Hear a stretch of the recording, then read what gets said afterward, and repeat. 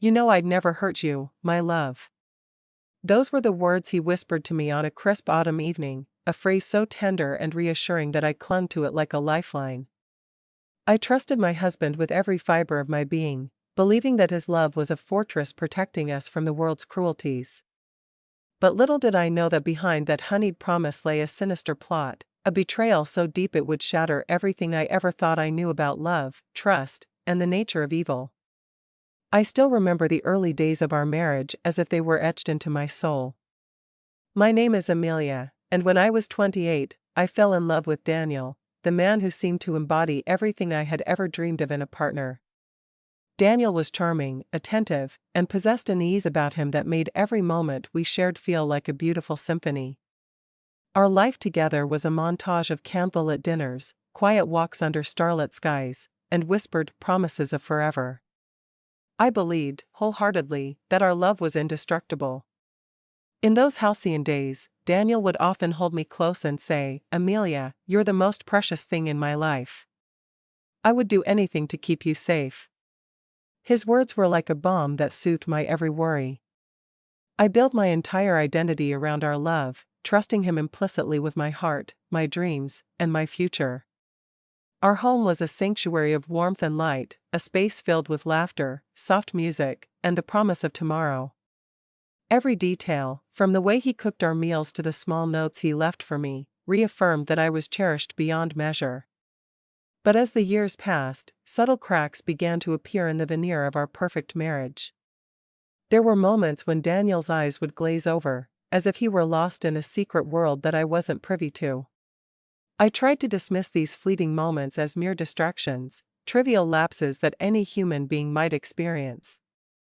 Yet, behind his occasional distracted gaze and the slight tightening of his jaw, I sensed something darker brewing. I recall a particular summer evening when we sat on our back porch, the sky painted with the hues of sunset. Daniel held my hand as we talked about our dreams for the future. His voice was low and soothing, but as he spoke, I noticed a shadow pass over his eyes, a momentary glimpse of something I couldn't quite name. I brushed it off, telling myself that love sometimes conceals its burdens, but even then, a quiet unease began to whisper in the recesses of my heart. It began innocuously, small episodes of nausea after dinner, an occasional headache that I initially attributed to the pressures of work and the demands of our busy life. At first, I convinced myself that these were nothing more than isolated incidents, trivial discomforts that would eventually fade away. Daniel, ever the devoted husband, would reassure me with a tender smile and a warm embrace.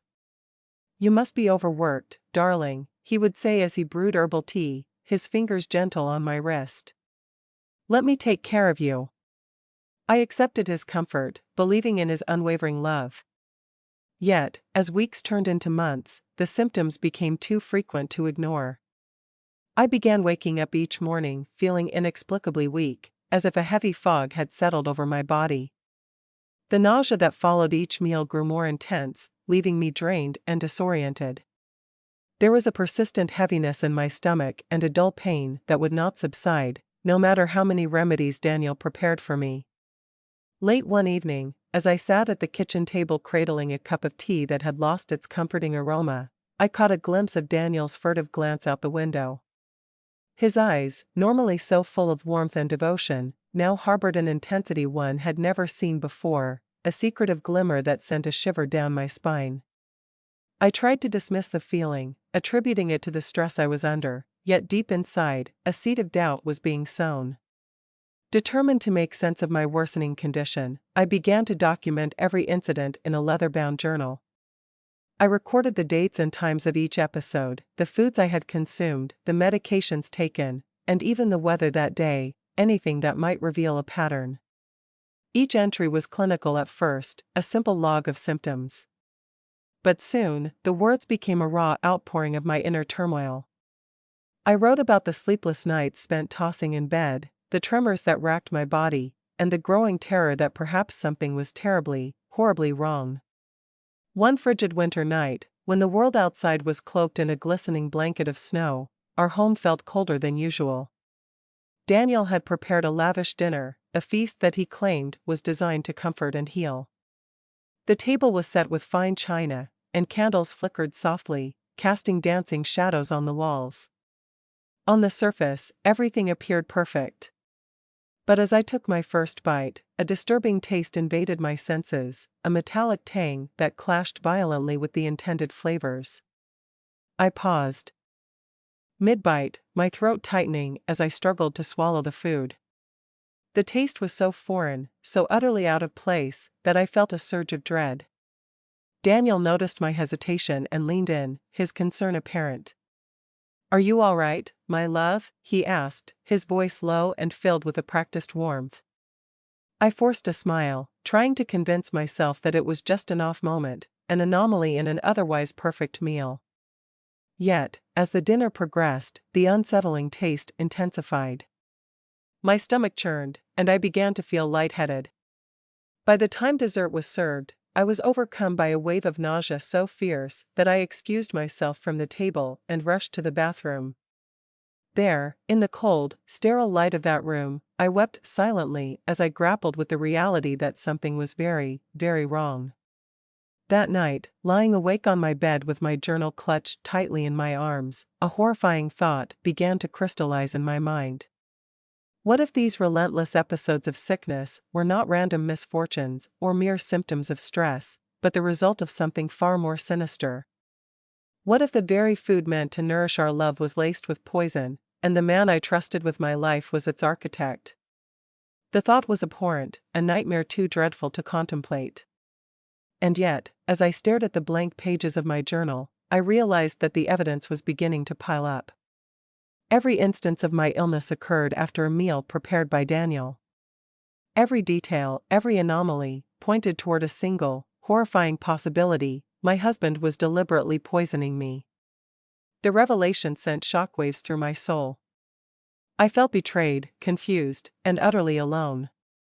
The man I had once adored, whose every caress and whispered promise had filled me with hope, now appeared as a cold, calculating figure orchestrating a campaign of slow, deliberate destruction. My heart ached with a sorrow so deep I feared it might consume me entirely. I resolved to uncover the truth, no matter how painful the journey might be. I began by meticulously reviewing every meal, every ingredient Daniel had used in our kitchen. I scrutinized our pantry, compared recipes, and cross-checked the ingredients with medical journals on food toxins. I spent hours on the internet, reading articles and studies about poisoning and the symptoms it produced. Each piece of information made my skin crawl, yet it also fortified my resolve to discover the full extent of this betrayal. Determined to gather irrefutable evidence, I set up a discreet voice recorder in our dining room. I hid it among the decorative items on our shelf, ensuring that it would capture every conversation during our meals without arousing suspicion. Each dinner became a potential trove of truth, a chance for the facade to crack and reveal the sinister underbelly of our life together. For days, nothing seemed amiss. Daniel and I talked about mundane topics: the weather, our plans for the weekend, trivial details of our daily routine. But deep in the recesses of my mind, I replayed every word, every gesture, searching for the elusive clue that would confirm my growing suspicions. Then, one evening, as we sat down to what appeared to be a normal dinner, I heard it, the faint, almost imperceptible murmur of Daniel's voice speaking in a tone that sent a chill through my entire body. Leaning in close to the table, I caught fragments of his conversation with an unknown voice. "And when she starts feeling the effects, she'll be too weak to notice," he said in a low, detached tone. The other voice replied with a quiet, approving murmur. My heart pounded in my chest as the full weight of his words crashed over me like a tidal wave. I sat there in stunned silence, the clatter of cutlery and the murmur of distant conversation fading into insignificance. That moment, frozen in time, confirmed the unthinkable: the man I had trusted implicitly had been plotting to poison me, to strip away my strength and leave me vulnerable, all under the guise of love and care. In a state of utter disbelief, I retreated to my room and replayed the recording over and over. Each repetition drove the dagger of betrayal deeper into my soul. I could no longer deny what was evident in the evidence: I was being systematically poisoned by the very person I had vowed to love forever. The days that followed were a blur of anguish and torment. I was haunted by a profound sense of betrayal that left me feeling hollow and utterly alone. Every meal, once a celebration of our shared life, transformed into a ritual of dread and foreboding. The love I had cherished for so long was now tainted by the bitter taste of deception. I sank into a deep depression, a darkness so pervasive that even the brightest moments of the past seemed distant and unreal. Sleep eluded me, nights were filled with restless tossing and turning, my mind racing with images of Daniel's smiling face twisted into that sinister expression. I found myself weeping uncontrollably, the tears a mixture of grief, rage, and a profound sense of loss. How could I have been so naive? How could I have trusted a man who would betray me in the most fundamental way? In the solitude of my despair, I began to question my own sanity. Had I imagined the signs? Was I overreacting to a series of unfortunate coincidences? But every time I closed my eyes, the evidence was there, each recorded conversation, every journal entry, every piece of data that pointed to the unthinkable. I was not losing my mind, I was waking up to a nightmare that had been meticulously hidden behind a mask of love. I reached out to my closest friend, the one person who had always been my anchor in turbulent times. Over long, anguished phone calls that stretched into the early hours of the morning, I recounted every detail of my suspicions and the mounting evidence of Daniel's betrayal.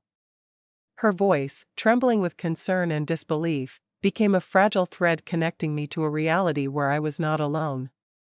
"Amelia, you must get help," she urged. "This is serious.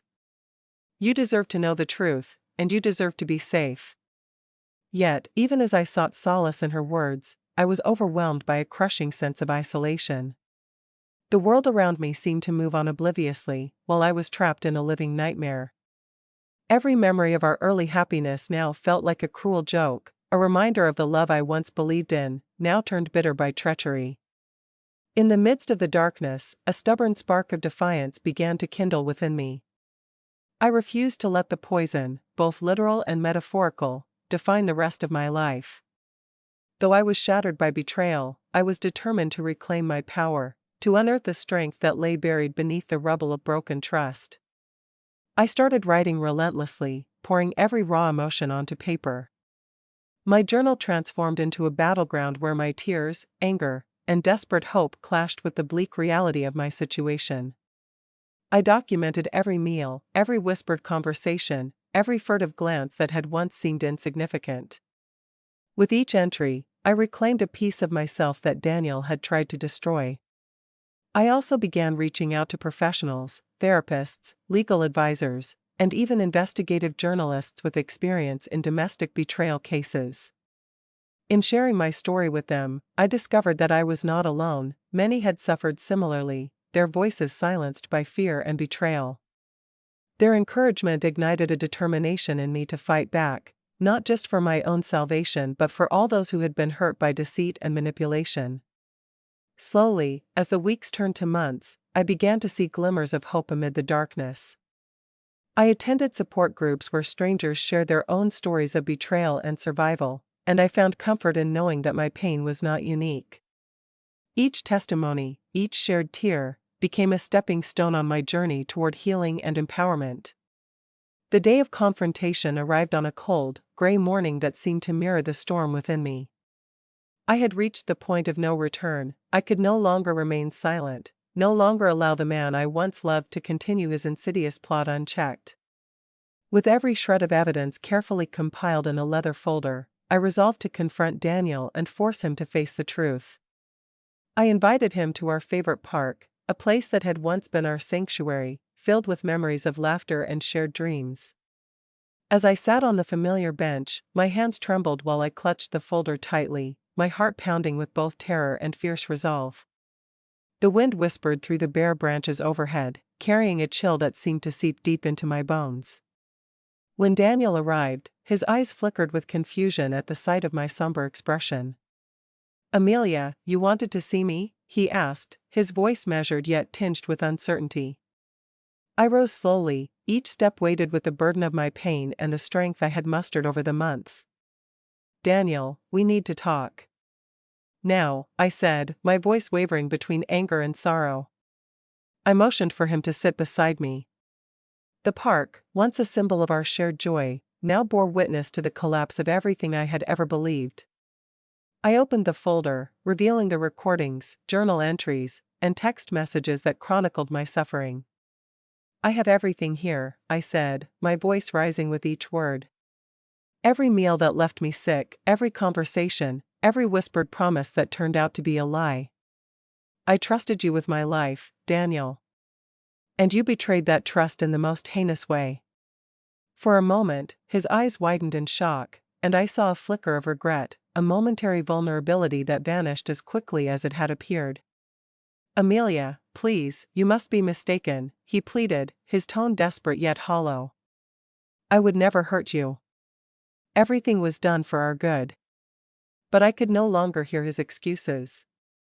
I played one of the recordings aloud, letting his own words fill the quiet space between us.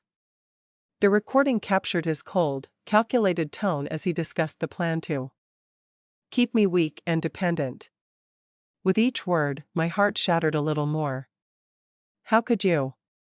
I cried, tears streaming down my face. How could you use the very thing meant to nourish our love to poison me? Daniel's face contorted, a mixture of sorrow and hardened resolve. You don't understand, Amelia, he whispered, his voice cracking. It wasn't personal. It was about control. I felt threatened by the person you were becoming, your success, your strength. I thought if I could keep you weak, I could keep everything the way it was. His words, so callous and devoid of remorse, were like a dagger plunged into my heart. I trusted you, I repeated, my voice trembling with both fury and heartbreak. I trusted you with every part of me, and you turned that trust into a weapon against me. I will no longer be your victim. In that moment, standing in the cold light of that bleak morning, I felt a surge of liberation. The park, once a cherished haven, now symbolized the end of a cruel illusion. I gathered my evidence, my pride, and the remnants of my shattered dreams, and as I walked away, I vowed to rebuild my life, this time on my own terms. The weeks and months following the confrontation were some of the hardest of my life. I was forced to confront the full spectrum of my emotions, grief, anger, despair, but also a nascent hope.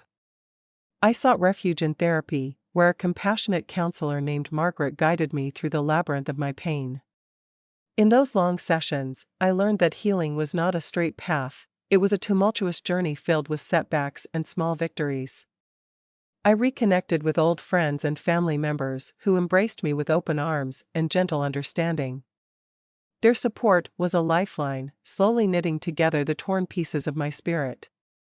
I returned to work, channeling the intense pain of betrayal into a fierce determination to succeed.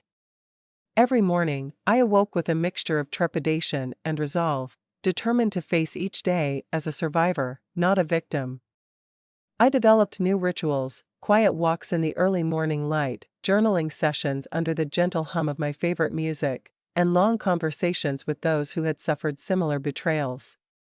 Each small act of self-care became a declaration: I was reclaiming my life, my dignity, and my power. The taste of food, once tainted by memories of poisoning, slowly returned to being a simple pleasure, a reminder that I was learning to live again. I continued to document my journey with relentless honesty, my journal filling with entries that oscillated between heart-wrenching pain and triumphant resilience. I wrote about the sleepless nights, the bitter taste of tears, and the numb despair that had once threatened to engulf me. But I also wrote about moments of unexpected joy, a kind word from a stranger, the warmth of the sun on my face, the comforting embrace of a dear friend. Each entry was a step toward reclaiming my identity, a declaration that I would not be defined by the darkness of the past. As time passed, I began to see the scars of betrayal not as marks of weakness, but as symbols of survival and strength. Slowly, the tumult of emotions that had once threatened to drown me became a wellspring of creative power. I immersed myself in causes that resonated with my newfound purpose. I joined support groups, attended seminars on healing, and even began speaking publicly about my experience. Sharing my story transformed me, from a silent sufferer into an empowered advocate who lit a path for others lost in the shadows of deceit. Every time I stepped onto a stage at one of these events, I felt the weight of my past lift ever so slightly. I would recount the harrowing details of those painful months, not as a lament of victimhood but as a chronicle of rebirth. My words, trembling yet resolute, resonated with countless others who had felt betrayed by those they trusted. In their eyes, I saw reflections of my own despair, and in those moments, my pain transformed into a fierce determination to ensure that no one else would have to endure such loneliness. I began writing a memoir, a raw and unfiltered account of the journey from blissful ignorance to the bitter revelation of betrayal. Every page was a cathartic release, a space where I could pour out the dark moments of nausea and despair, as well as the bright, defiant sparks of hope. With each chapter, I revisited the memories of our early days together and contrasted them with the present, a testimony to how love, once poisoned, could be purified through the crucible of truth. In writing, I discovered a clarity that had eluded me in the throes of anguish. The process was both excruciating and liberating. I reread my words late into the night, often accompanied by tears, but also by a growing sense of empowerment. I came to realize that every tear, every sleepless night, had been the foundation upon which I rebuilt my strength.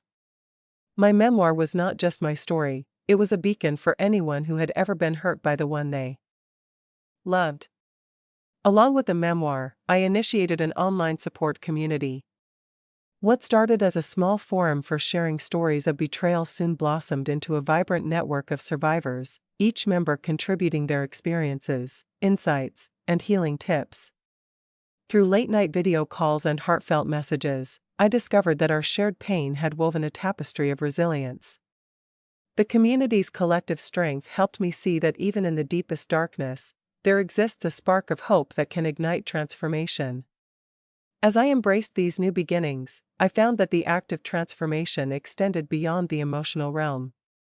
I reinvented my daily routines, cultivating habits that nourished both body and soul. I took up yoga and meditation, practices that grounded me in the present and quieted the relentless echoes of my past. I learned to savor every meal not as a reminder of betrayal, but as a celebration of life reclaimed. I even explored new culinary adventures, learning to cook meals that were both healthy and joyful, recipes that symbolized my journey from toxicity to vitality. I forged new friendships with people who shared my passion for healing and self-discovery. We spent hours discussing literature, art, and the intricate ways in which pain and beauty intertwined. These conversations, filled with laughter and tears, became a powerful reminder that life could be both fragile and fierce. I was no longer defined solely by my past, I was being reborn every day, nurtured by the shared wisdom of those who had walked similar paths. In these moments of transformation, I also encountered unexpected acts of kindness. Strangers would sometimes approach me on the street, remarking on the strength they saw in my eyes, unaware of the deep scars hidden beneath. These fleeting interactions, though small, reinforced a powerful truth: I was not alone, and my journey, however painful, had meaning. I continued to see Margaret, my therapist, whose gentle guidance had become a cornerstone of my recovery. In our sessions, I learned to confront the memories of betrayal without letting them dictate my future. We worked through the layers of hurt, gradually peeling away the remnants of self-doubt and despair. With each session, I began to rediscover the person I was before the betrayal, a vibrant, hopeful soul who deserved love and respect. Margaret's parting words in one session still resonate with me: healing is not forgetting, it is transforming the pain into a foundation for a stronger you. My transformation was not linear. There were days when the old wounds would sting fiercely, when I would find myself lost in the echo of Daniel's deceit. But even in those moments, I clung to the lessons I had learned and the support of my community. I learned that vulnerability was not a sign of weakness, but the very conduit through which strength was reborn. Every setback became an opportunity to rebuild, every tear a testament to the resilience of the human spirit. Today, as I stand on the threshold of a new chapter in my life, I reflect on the long and winding path that brought me from the depths of betrayal to the peaks of self-discovery. I remember the moment when Daniel's deception shattered my world, when the man I trusted with everything revealed a sinister plan to poison me, a revelation that plunged me into darkness. And yet, from that darkness, I emerged stronger, determined to forge a future defined not by the actions of another, but by the power of my own will. I have built a life rich in genuine love, honest connections, and quiet moments of profound joy. Every sunrise now fills me with hope rather than dread, every shared smile is a victory over the past. The memories of that treacherous time still linger, but they no longer dictate my future. Instead, they serve as powerful reminders of the strength that lies within, a strength that no betrayal can ever erase. I now savor every meal, every conversation, every breath as a celebration of life reclaimed. The shadow of Daniel's deceit has receded into the distance, replaced by the radiant light of self-empowerment and hope. I have dedicated myself to advocating for those who have suffered in silence, sharing my story with a fervor that comes from deep within. I speak at events, lead support groups, and write passionately about the journey from victimhood to triumph. The memoir I wrote has become a cornerstone of my healing, a narrative that not only documents my pain but also celebrates my rebirth. Its pages are filled with the raw honesty of my emotions, the desperate nights of tears and longing, and the triumphant moments when I chose to stand tall again. Readers from all walks of life have reached out to me, sharing their own stories and thanking me for the courage to reclaim my truth. Each letter, each message, has reaffirmed that my journey, though wrought with hardship, was a beacon for others seeking their own light. I have also embraced new passions that have enriched my life. I travel, exploring new cultures and cuisines, not as a means to escape my past but to celebrate the beauty of life in all its diversity. I take photographs of every breathtaking sunset, every quiet street corner, each image a reminder that beauty can be found even in the aftermath of darkness. I have learned that every moment is a chance to create new memories, a chance to redefine happiness on my own terms. Through it all, I continue to honor the promise I made to myself on that cold day in the park, to never let anyone diminish my spirit, to always rise even when the weight of betrayal seems insurmountable. I wake up every morning with gratitude for the resilience that has carried me this far, and with the conviction that my future is mine to shape. The scars remain, a permanent testament to the battles I have fought, but they are no longer symbols of weakness, they are the emblems of my unyielding strength. In my quiet moments, as I sit by the window watching the world go by, I reflect on the paradox of my journey. I once believed that trust was a given, that love was unconditional. Now, I understand that trust must be earned, that love demands honesty and integrity. I have learned to set boundaries, to value myself above all else, and to let go of the remnants of a past that no longer serves me. I have discovered that the true measure of one's worth is not determined by the betrayals of others, but by the courage to reclaim one's own destiny.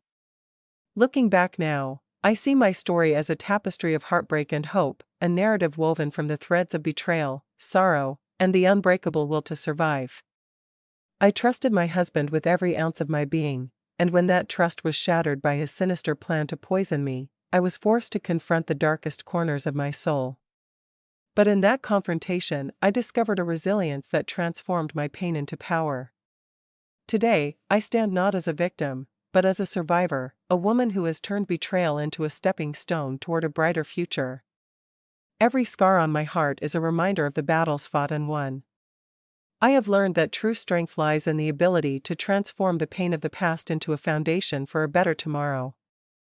I now live my days with a quiet determination and an open heart.